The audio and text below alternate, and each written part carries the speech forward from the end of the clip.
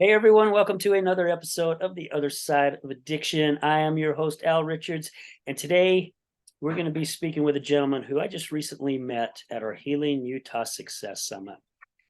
We had an introduction call a couple days ago. This guy's got an incredible story. He wants to use his voice in hopes that it's going to help other individuals, which I am pretty doggone sure it's going to. Joe said something to me that really caught my ear when we were chatting. He says, I will never be that human being again. And I think a lot of us can feel that, right? Because we get in a pretty dark hole during the depths of our addiction, and we do some pretty crazy stuff, things that we feel shameful about and embarrassed about. And it takes a lot to get rid of those slivers that are buried deep in our skin and head off in a new direction. So without further ado, I'd like to introduce you to my good buddy, Joe Valentine. Joe, thank you for being here with us today. Appreciate it. Thank you for the opportunity to be here. The blessing is all mine, my friend. Well, I don't know, man. It's a blessing to know you, that's for sure.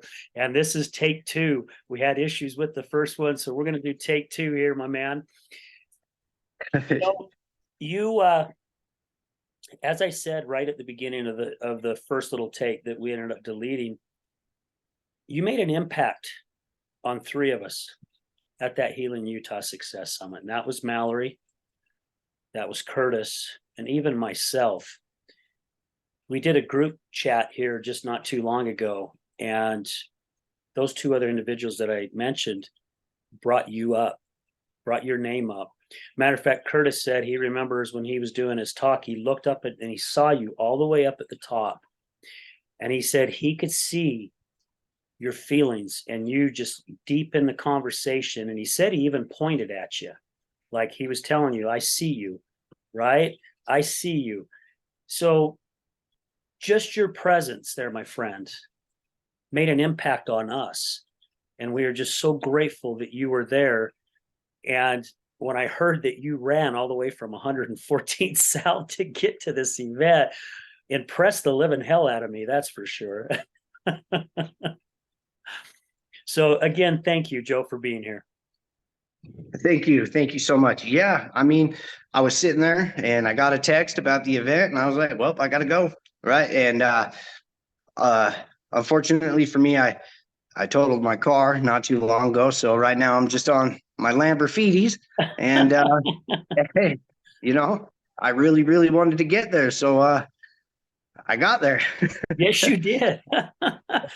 Yeah, and for those of you who, it's hard for you guys to picture where our venue was at, and then where like 114th South is, and it's a ways. It's a ways. So this guy traveled quite far just to get there. And again, we just want to say thank you.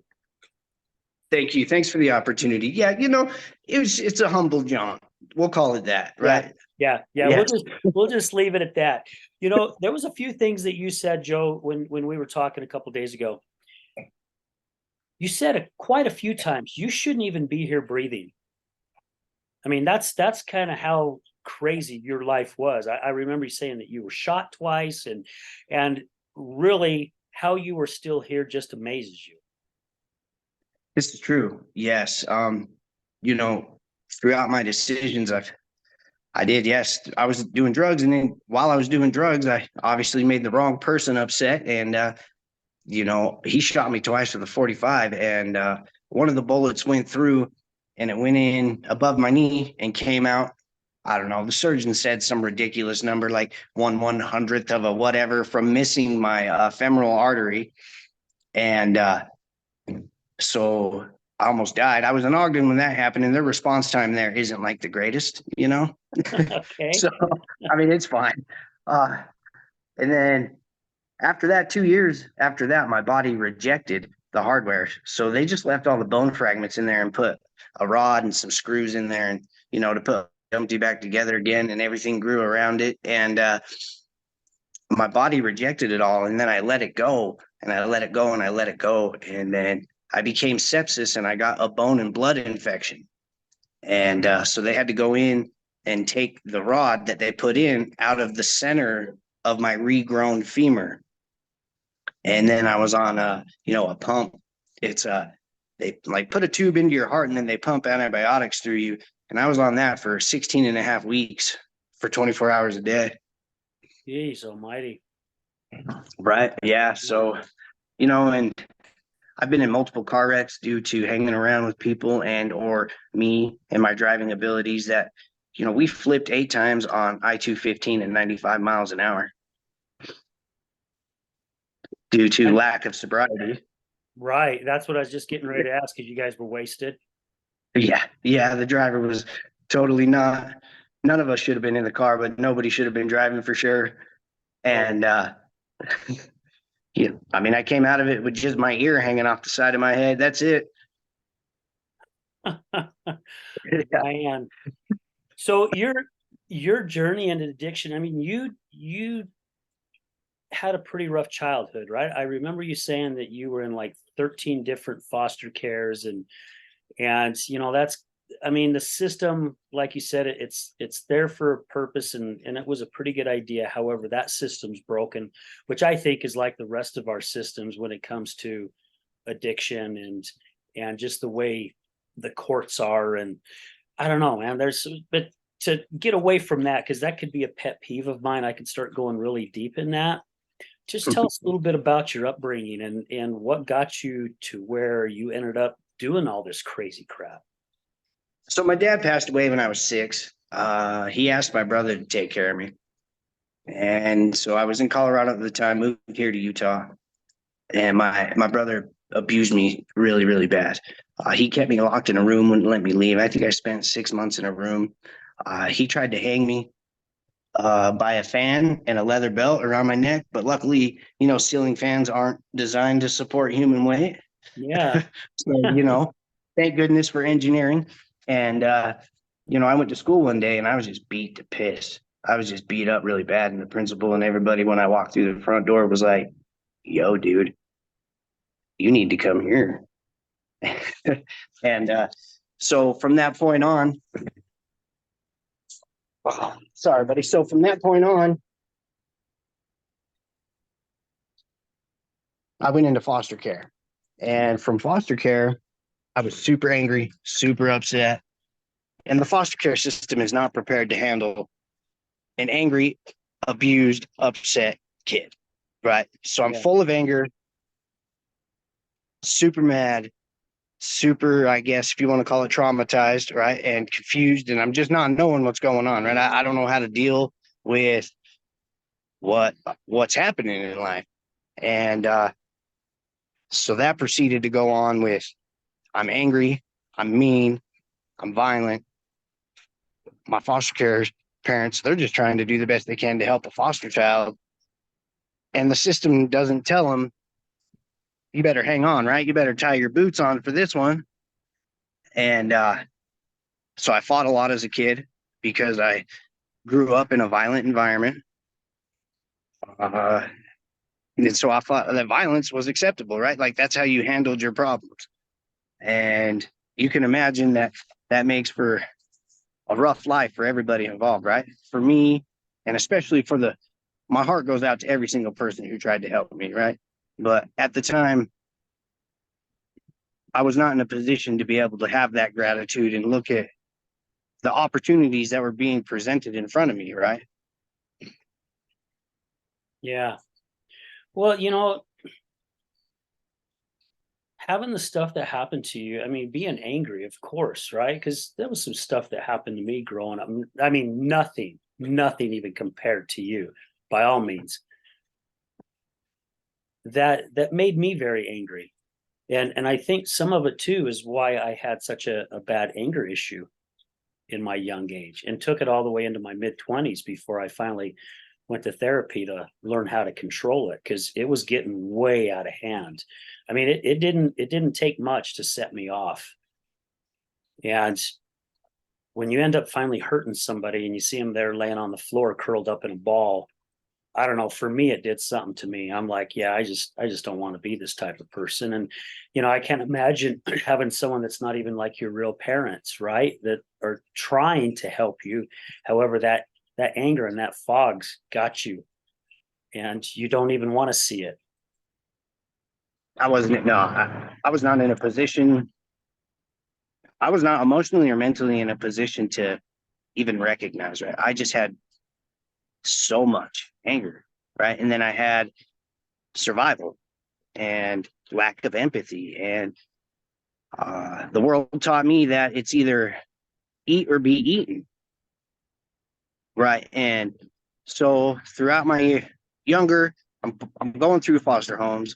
I'm a handful, so I'm getting bounced around from foster home to foster home. I'm running away. Some of the foster homes, bless their souls, they were just being foster parents because they got revenue for it, right? And so, me and my foster brothers are at Smith's stealing dinner so we could eat because they couldn't afford to feed everybody that was in the house. Wow. I can't even understand how that can even happen. I mean, I would think that they'd do their due diligence on the families that are taking these kids and making sure that it's a good place for them. But apparently that doesn't happen. I mean, I think that they do at to an extent, but it's kind of like when you're on probation and they're like, "Hey, you got a UA today, right?" Yeah. I think I think they're well aware of when the inspection's coming or what's coming beforehand, right? So, and caseworkers, they're overworked, and I know that problem hasn't got any better, right? So, God bless their hearts, but I mean, one person, 90 people, like that's brain damage, right? Like, how are you going to keep Yeah. up with that? Yeah. Yeah. There's no way. There's no way you can. That's for sure. So you bounced in and out of these foster homes. I mean, like you said, I think it was 13 of them that you mentioned Right. before. When you finally got to where you could get out of the system, where did life start taking you then? Oh man. Well, so fast forward, I age out 18. I'm living with my girlfriend and her family. Uh, my first job I got was doing asphalt for Morgan Asphalt. So I was making a bunch of money and I was just drinking, right? Drinking and drinking and drinking. And I had all this money, no responsibility. At least I thought no responsibility, right? Because, I never got taught about 401ks, retirement, responsibility. I didn't have a father figure to teach me how to be a man, to treat a woman, to have respect for a woman, to have respect for anybody else. And so I was just a walking, talking heathen, like no empathy, no remorse. I've shut my feelings off because I've been hurt all my life. So literally, I'm just a walking, talking nemesis to the world at this point. And so I'm drinking, partying, fighting, drinking, partying. And then I got introduced to crank. I remember, I believe that's what it was called. I'm pretty sure. And then it was off to the races, right? So I can't keep a job. I can't keep a girlfriend or a family or do anything on meth. And I don't really know anybody who can. Yeah. So I proceeded to commit all kinds of financial crimes. And I think the first time I went to court, I was facing 18 felonies. Geez. And I know it seems like, I mean, it is a lot, but every time you write a check or commit one bad crime, it's a felony, right? So if that's what you're doing to support your habit, it's pretty easy to rack up a whole bunch. Yeah. Yeah. And so I got offered probation. That lasted all about 2 weeks, and I was on the run doing drugs again. My PO called me. He's like, I suggest you come in. At my young age, ultra adult response was, I suggest you get your Nikes on, man, because I'm not coming in. You're going to have to come get me. How well did that go over? I mean, I'm sure he enjoyed it. Yeah. Yeah. I mean, I can't remember his exact response, but I know he wasn't impressed, right? I know he didn't tell me, well, thanks. I appreciate this conversation. That's for sure. Yeah. Yeah. Yeah. So, um, then I went off to the races again and I ended up getting sentenced to prison to more felonies. And I did 36 months my first time. While in there, I got joined up with a gang, a skinhead gang. I was already exposed to racism before I got there because most of my foster parents were already racist people. So, Hmm. and I'm looking at them and I'm like, oh, okay, you guys are racist. I get this. You guys are mad. I get that. Oh, this would be a good fit, right? This is where I belong. Right. It's yeah, it's kind of even reminds me of like school, right? If you don't fit in, you look for the crowd that you do fit in. And it's crazy because I think the majority of the time we end up going with the wrong crowd. And it's not saying that there's anything wrong with those other individuals, right? It's just that who we are, what we're searching for, we think we find it, and really we don't. We haven't found it. It just ends up compounding more issues in our life. And that again, that's just my belief, just from what I've seen and what I've learned. I agree, right? And you don't know what you don't know, right? Like an analogy that I like to hear is I always hear people be like, I would have never done that, right? When people do something, they're like, I'd never do something like that. But, psychologically and scientifically speaking, nobody can actually say that because the only way somebody can accurately predict that is if they were you from gestation to the point of that decision, right? Because Right. from the minute you're born all the way up to that moment that you made that decision, there's a bunch of things that went on in your life that allowed you to make that decision. And unless they've lived your exact life, nobody can actually say, I would never do anything like that. Yeah. No, and that I'm really glad that you brought that up because that is so true, Joe, right? Because when I had my first marriage, I had some friends that, cheated on their spouses. And I said, "Oh, hell no, man. What the hell are you guys doing, man? This is wrong. You know, that's not right." I said the same thing. And I'm just being flat ass honest. I said the same thing. I would never do that. Guess what happened a couple years down the road? I ended up doing it. And I've had to learn how to forgive myself a lot. And I actually even apologized to my ex-wife for it, right? And just said, man, I didn't mean to hurt you like that. I apologize. And it took quite a few years before I actually did that. So you're 100% right, because you never know where life's going to take you and the situation it's going to put you in.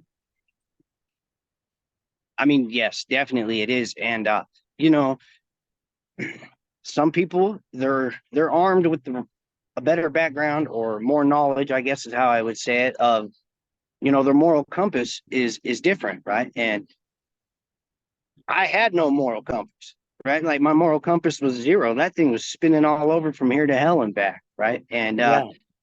And I didn't appreciate people. I didn't appreciate life. I didn't appreciate my ability to breathe, eat. I didn't appreciate or respect other people, their hard work, their property, and things like that. And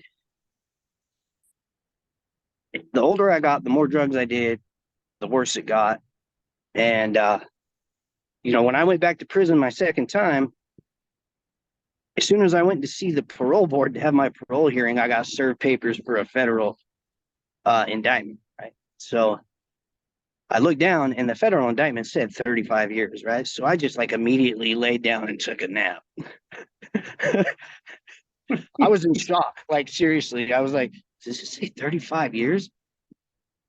And I thought it was over. I Yeah. thought my life was done. Right. I was like, well, that's a wrap. And so, fast forward, I get to court. And thank God for the federal judge. Thank God for him. Because he said, you know what, Mr. Valentine, I can't in good conscience sentence you to this much time at your age. And the federal prosecutor stands up and he's throwing a fit, right? And he's like, this dude has got the worst criminal history that we have ever seen at this young age. And he is a menace, and he has proven time and time again that he is a danger to all of us. And the judge just shut him down. He goes, you know what? I need you to sit down. I appreciate what you're saying, sir, but I'm able to read and I understand what I'm working with here. And then he said, Mr. Valentine, I'm going to sentence you to 67 months. But if you ever get in a federal crime again, I promise you, that you will be locked up as a habitual criminal and you will never see daylight again. Wow. And how did that make you feel? I mean, did the light bulb start going off a little bit for you? A little bit. You think it would, right? So I'm gonna say a little bit it did because I went to the feds. I went and did my stay time. The feds came and picked me up when I paroled. They put me on a plane. They flew me to Phoenix. I'm in Phoenix. I get out and I go to the halfway house. I've got a giant swastika on my back. I've got a patch on my leg, and I decide I'm going to cover this up. I decide that I'm more than what I'm doing right now. And I'm thinking, if I ever want to have a successful relationship or have a child or be with somebody who has a child, you can't be walking around with a giant swastika with Adolf Hitler on your back, right? Like, it's a bad look. Yeah. And I don't want to inflict that kind of a negativity, hatred. And I don't even want them to ask questions about what that is, right? Because I didn't want all my pain, anger, hatred, and misplaced emotions put on somebody else. And so when I got out, I got a job. I was cutting concrete and I did really well I guess that's subjective. But then I started drinking and then doing drugs again. Then I ended up, it was like another 32 felonies. Oh, wow. Question for you. You go to prison, you pick the crowd that you're going to hang with. There's probably a lot of hate in those individuals, right? A lot of anger. Do you think really that and maybe there are for a few, do you really think that the majority of those people are really that hateful towards others? Or do you think it's just because they're just so angry and suffering from something inside they just have something to blame to just get their anger out, right? Because when I had my anger issues, it was never me. It was because someone always caused that, right? Someone always made me mad. When all reality, it was still my choice. I didn't have to get angry. Yeah, Roger that. I agree. And yes, I hope so. Right? I've met some stone cold killers. Like I have met some people along the way that, I mean, I don't know how else to describe it, right? Like they are stone cold, emotionless killers. And I don't believe God intended anybody to be that way, right? I don't believe that we're ever born that way. I believe that something along the way in life happens where you spin a bolt and and some of it is pretty impactful, and something along the way of those people, yeah, that had to have happened, right? Because we're never born that way, right? We're not born hateful. We're not born fearful. We're not born for any of that. We're just not made that way. Yeah, I never thought of it that way. Yeah, you're 100% right. I mean, really, you would think though, right? You would think that we wouldn't be born with that evilness in us already. And I'm not saying it couldn't happen. I guess it could happen. However, there's quite a few individuals out there that are like that, emotionless. And again, we never know what someone's gone through in their life that changes them. It's true, but regardless of anything that I've ever went through in my life, all the horrible choices, all the people, all the failed relationships, my failed, girlfriends. I have one failed marriage. Everything that I've ever had that has been negative has been brought on to yours truly, Joseph Valentine, right? It's like I'm 100% accountable and responsible for everything that happened to me from, let's say, I don't know. I don't know what the age, 12, 11, 13, whatever that age is where you actually have a super duper grasp on your decision making, right? And there's been plenty of people and plenty of kids who've gone into foster care who have gone on to be lawyers, attorneys, doctors, or whatever successful and happy looks like to you, right? And they made those decisions to turn it around. So I don't believe that I was just open or receptive to the message, right? Like I was so hurt and angry and pissed off that like I had no desire to care about anything. Yeah. I like to use the analogy like looking through a straw, right? And I think that happens with a lot of us in life. We're so busy looking at life through a straw. It's that tunnel vision. And again, it's all we know, right? We think this is just how life is. This is how life's supposed to be. Everyone's life is the same way.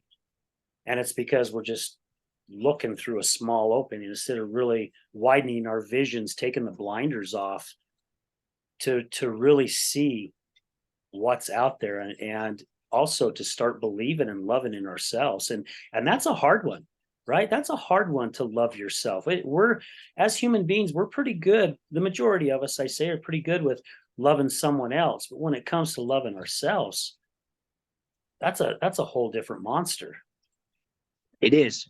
Yes. It is. And it's when I've been thinking a lot because you've said, everybody's story, we all have a story, right? And so I can hear a story and be like, huh, all right. And then you can hear the same story and you could be like, holy crap, right? And nobody's story is any worse than the next person, in my opinion. And there's a movie, it's called Monsters Inc. And are you familiar with that movie Yes. with Sully and the Yes. little girl? Uh-huh. Okay, so you know why the little girl was never scared of Sully, don't you?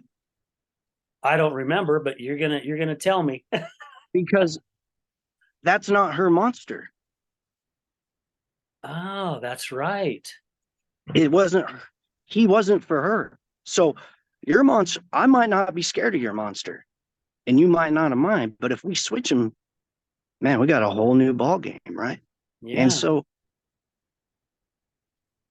it's, I can't even tell you that weekend, that Saturday, the summit was so healing for me because, first of all, you guys' messages are just incredible. Like I don't even know. See, it's even hard for me to describe the feelings that I feel now, even talking about it, right? Like I cried there a lot, and I'm not an emotional person. The things that were said, the messages that are being portrayed, it's not scripted, it's real. And I can't imagine that it's not going to touch everybody in the world. Yeah. Well, and that's what we're hoping for, right? We're hoping to touch some people's lives. I think you and I even spoke about it when we had our first conversation. All it takes is changing or reaching one person. And I know you said that quite a few times. If I can just change one person's life, that ripple effect is huge. And we never know, or will never know, I don't think, how many lives can actually be impacted by doing this event and having people come on and being vulnerable and sharing their stories, because it's so healing for all of us. I mean, that's how I believe, that's how all of us see it. All of us that are a part of this success summit, in all honesty, it's like those that work in the recovery community. They're out there helping others in their journey. And every single one of them has said, I'm out there helping them, but in all reality, they're helping me more than I'm helping them. And I really believe that by us doing this summit, it's helping it's helping us because of the people who are attending, and the people like yourself, Joe, who are coming up and saying these kind words, right? Knowing that we are actually touching someone's lives, because that's our dream. If that makes sense, that is our dream, and that's our wish, is to just get someone to go, oh my gosh, if they're changing, I can change. Absolutely. There's so much more out there, and this is so much bigger than myself and any of us involved, because I've just got to, it's super important to know that if I can become a loving, caring, passionate individual, then anybody can, right? Because I never was. I never was. And human relationships and genuine connection is the most fulfilling thing in this world, right? And we are the most valuable resource on the planet, right? And oftentimes we go through life not appreciating the person next to us for who they are. And they don't even have to be somebody to you, but you know that that person with an eye distance anywhere around you is a somebody for somebody, right? And so I can never, ever, ever make up for the people that I've hurt, the wrong that I've done. But, and I say this with a very heavy heart, today that's not my journey and it's not my mission, right? Like guilt, society guilts people too much in my mind, right? It's not okay to hurt people and not have a feeling about it, right? But it's also not okay because society wants to hold on to all the things that you've done wrong, and they want to put that in your face on a daily basis. And I believe that that hinders growth, progress, and people from getting the help that they need. Yeah. Yeah. Amen to that. Seriously. We've talked about that on a few of our other shows. You know, from what I understand, and I really got to do some more research on it, but from what I understand, the United States is the only country that when you do a crime and you do your time here in the United States, just like you said, Joe, it stays with you, right? You go to get a job, it's on your record, right? Your background check. You go to get an apartment, same thing, or buy a home or a car.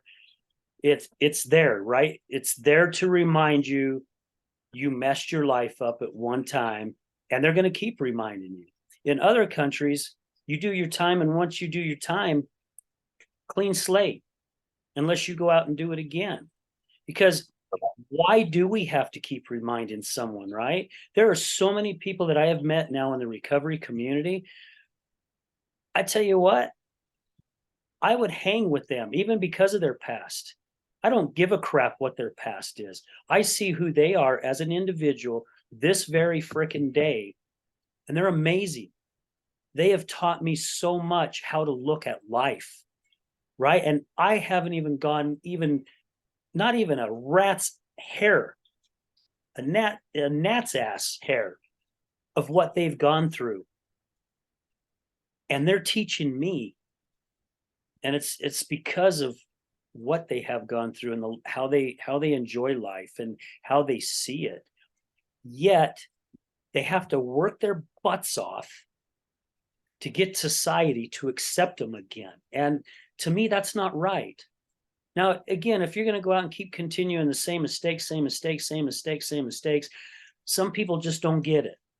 However, I really do believe the majority of them do. And there are the majority who want to get their life back on track.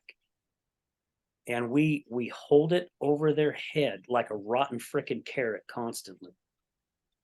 It's true, we do. And even with the emotional or personal connection. So I feel like I can say what I'm about to say, but I'm going to say it anyway. So I think this society has people hold on to their trauma way too long. And I believe that people encourage people to be bitter and be mad and be hurt and hold and carry and walk with it all the time. And then I believe that because they are, the person who hurt that person is expected to hold on to the fact that they hurt that person all day, all the time, all the time.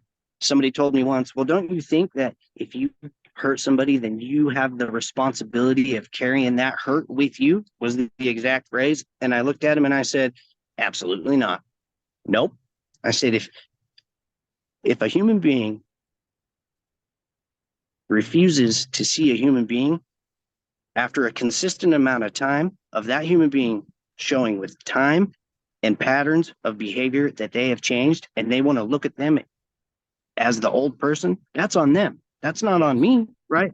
And so because you choose to hold on to your trauma doesn't mean that I'm going to hold on to mine, right? And I'm not going to carry guilt and inhibit my growth and my ability to love and care and be a better person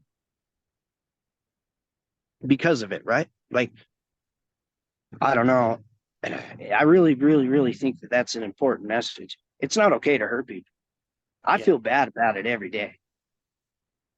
But I can't sit and do nothing with my life but feel bad about the shit that I've done, because if I do, I'm not going to do anything with myself, right? I'm just going to mope around and let it affect me for the rest of my life. I can't do that.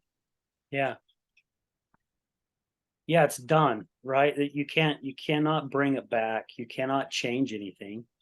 However, we can change. Right. Absolutely. And it's important that we help the ones that want to change, right? Yeah. Especially people who have traveled that same path, right? Because Joe, for me to, let's say you're coming out of your addiction and your crazy life that you had, for me to lend my hand out to you and say, here, let me help you along your journey,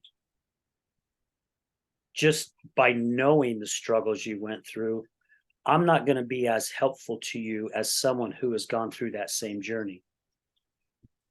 You know, if I went through foster cares, if I spent some time in prison and hung around the same types of individuals, I think I would understand it a little bit more. And I didn't. I think I said this just on my talk on Saturday. I was my wife's addiction therapist for quite a few years, and I was a really crappy one. That's why my certificate that I hold up is blank because I never graduated. Because I didn't know anything about addiction. Even though I had my 8-year weekend alcohol and cocaine thing, I still really didn't understand addiction. So for me to be able to help her through her journey, I'm the wrong guy. I mean, I could still be there, right? I can still be there for support. However, Sure. how can I, and even at that time, man, I couldn't even forgive myself. I had a lot of demons inside me too that I was still working on getting rid of. And I'm expecting myself to go out and help her when I couldn't even help myself. I get that. But sometimes we just need somebody to believe in us, pal. You know what I mean? Like, sometimes the ability to see something in somebody else that they can't see is amazing. And, you know, I have a great boss. My boss, Colton, he's a great guy. And, recently I went through some super dark times. I don't know what he sees in me, but it's something that I don't. And that is a serious motivator, right? When you know that somebody believes in you and you don't even know why, right? But you know that they do, right? Because the things that they do and the way that they treat you and how things are going just shows obviously that they believe in you, right? Because they're investing a certain amount of themselves into you. And I think that that's very powerful, right? And I want to put that message out there is that I believe in you, right? Like, I believe in every single one of everybody out there, right? All of us. I believe in every single one of us, and I want us all to wake up every morning to be legends, because we can do it, all of us. Yeah. Well, my higher power is God, and I believe that's how God wants us to live our life, right? He wants us to be happy. Not saying that we're not going to have our trials and tribulations, because that's part of life. That's how we grow. That's how we become better individuals, or at least we hope that we do. But I mean, seriously, he wants us to be happy. He wants us to have the fruits and the joys of life.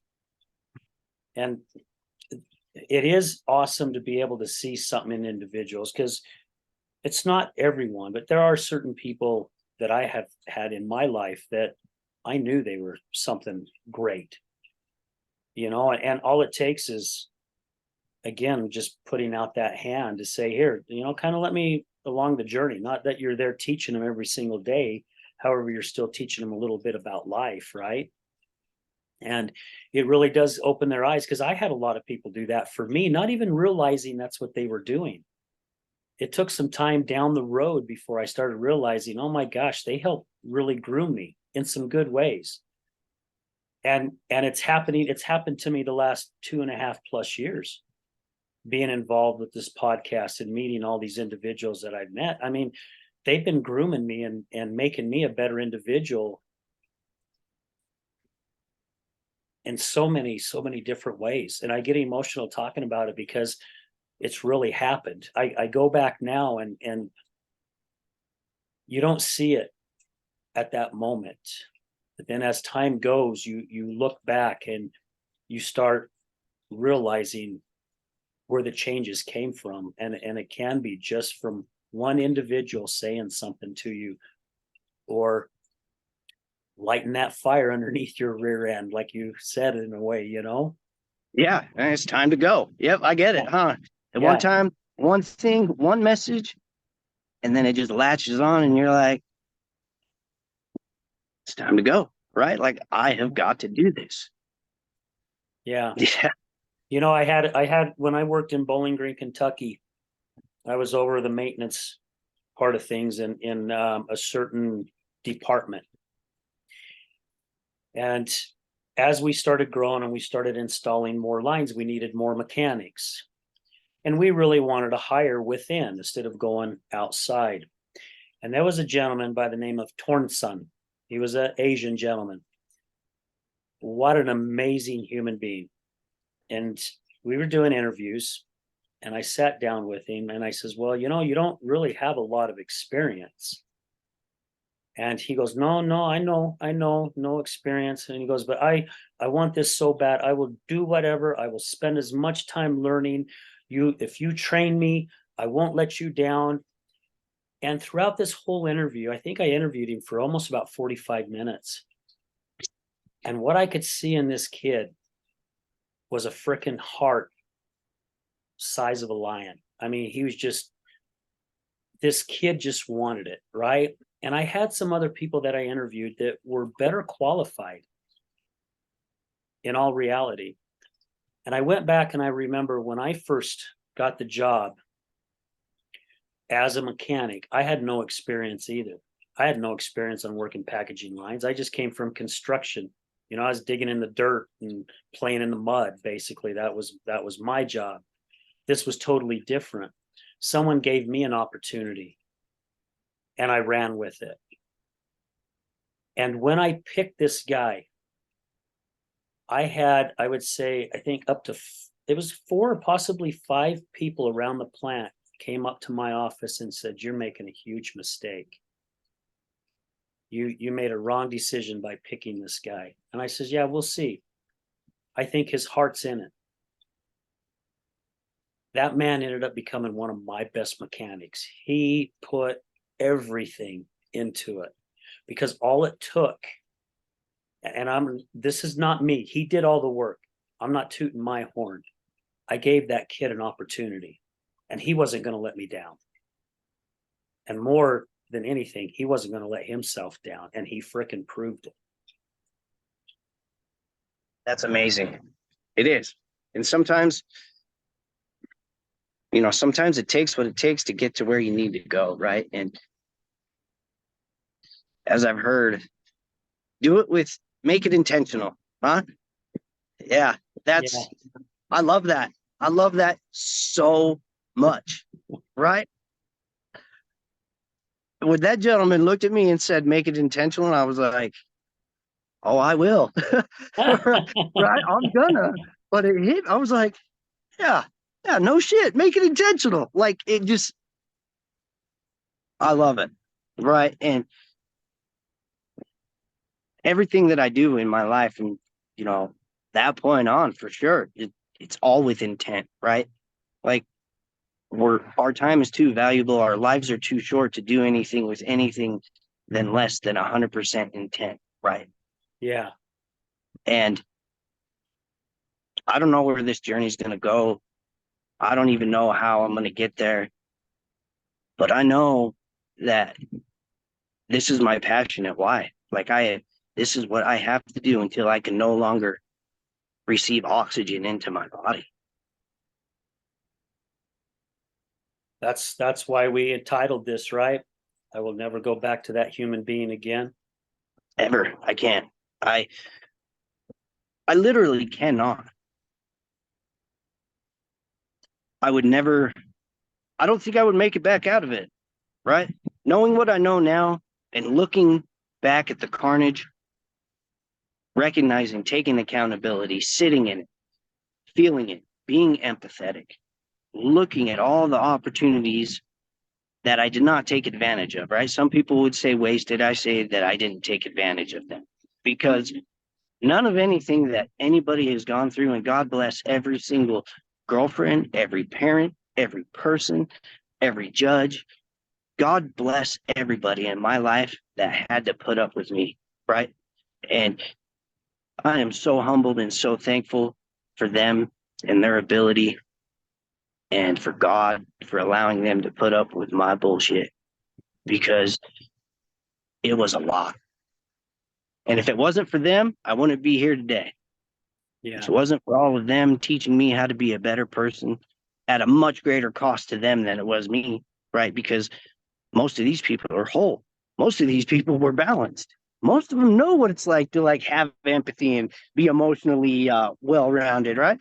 Well, here I am now, 43, finally getting it figured out, right? I'm a little late to the show, bro, but I got it, right? Better late than never, but yeah, 13 foster homes, 43 years. That's a lot of people, right? And Yeah. that's a lot of people who had to put up with a little Tasmanian devil, right? But it's all by design. It's God's plan, not mine, right? Yeah. Yeah.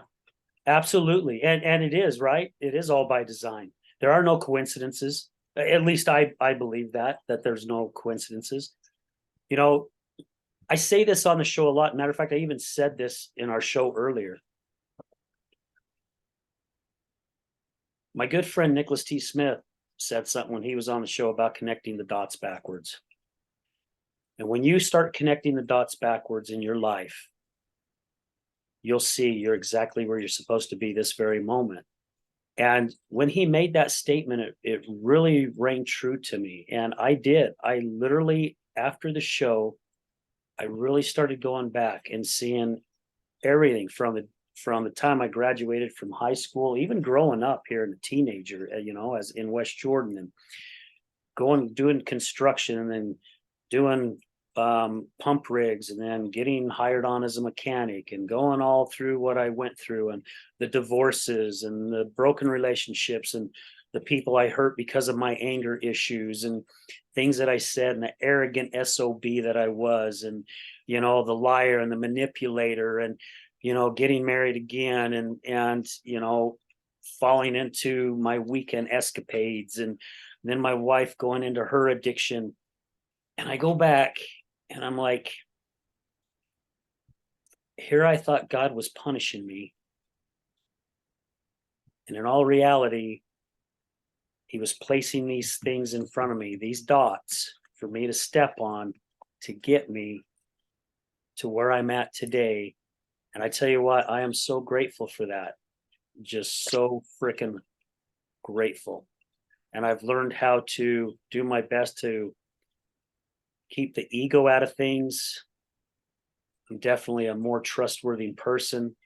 I mean, my integrity means everything to me. And I'm sure that's how life is building for you as well right now. Oh, absolutely. Consistency for me is key. Genuosity is key. Human relations and their well-being is key. I want my legacy to be one where people are able to be like, this individual was a great, caring human being, right? Not what I once was, right? Because I'm not that person anymore. But had I continued down that path, there would be nothing nice said. Yeah. When it all, you know, when I went to the dirt, nobody would, there's, and there still might be people that might be happy about it, right? But that's not my business anymore. Like, there's nothing I can do about nothing I can do. But when I go, I hope that I've made a huge impact, right? And you guys are an incredible team because no one, I can't do it on my own. Nobody can do anything great on their own. And you know what made me, I heard this exact saying at the summit. There's no such thing as a self-made millionaire. There's no such thing as self-made because nobody does anything great on their own. Amen. Yeah. So true. Because we don't at all. Man, I'm even lost. No, I don't even know what to say after that because I mean, it's so true. it is. And it's impossible for me to do it on my own. And it takes a great team and it takes a big vision and it takes a lot of heart and a lot of support because the message that we all want to do, it's tough and the journey's tough and the people are tough, right? I guess the audience is tough, right? We're a tough audience, right? Shit. Go ahead and ask somebody, right? Do a Yeah. background check, whatever you need to do, right? I'm a tough audience. Everybody is, right? Shit. This ain't no secret. This isn't a surprise, right? We're not talking to like the easiest going group of people, right? Because we got a lot of hiccups, man. We got a lot of knots we got to untie, right? So we need knot masters, right? And we need people Yeah. to teach us how to untie this knot and this one. And the bigger the team, the greater the vision. And as long as the passion is genuine and with good intent. I love that. I love that saying so much, so much. I'm gonna get it tattooed on me, I swear. I don't have much room for any more tattoos, but I'm gonna find one somewhere. Uh, Uh uh then it's unstoppable, right? yeah. Yeah. Amen to that. Gosh, Joe, this thing's been almost an hour already. It's amazing how fast these shows go. Before we sign off here, couple questions. You can either answer both or answer just one. It doesn't matter to me. It's whatever you're feeling. What do you want? What would you like our audience to gain from this show, and or what would be your main message to them? So I want the people that have been hurt by people who were like me to actually sit and breathe and realize it's not them. It wasn't their fault, right? And I want them to be able to set the bowling balls down, that they've been carrying their whole life and realize that it wasn't their fault, right? And don't let that steal their shine.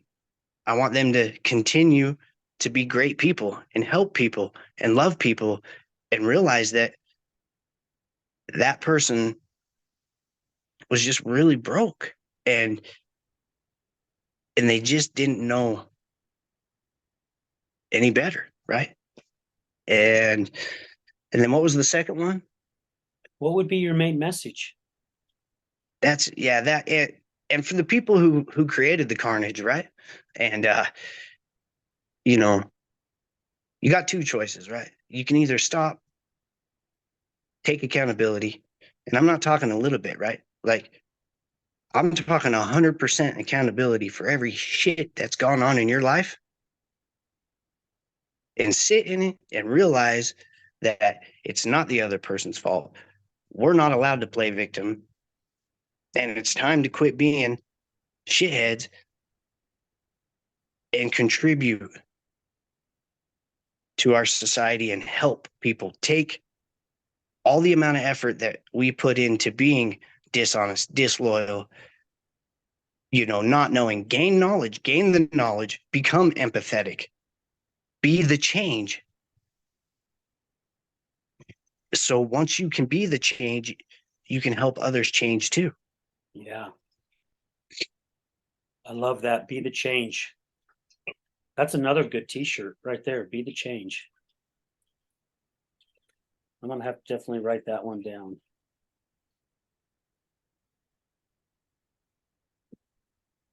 Well, Joe, I tell you what, buddy, it's been a complete honor and a pleasure. I mean, it hasn't even been a week since I've met you, and I feel like that I've known you for many, many years. And when that happens to me, I look at it as it's somebody that's been placed in my life for a reason.